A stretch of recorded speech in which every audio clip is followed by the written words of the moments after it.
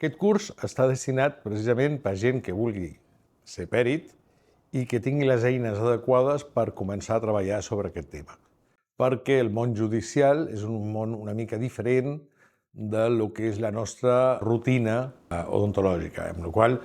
són una sèrie d'eines que pots manegar perquè quan estiguis davant d'un jutge no tinguis problemes i puguis fer-ho amb dignitat i correctament.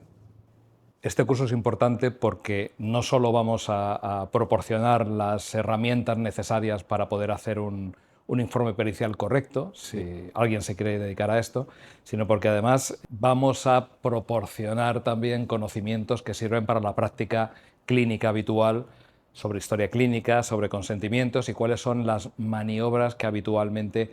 ponen en riesgo la seguridad legal de los pacientes.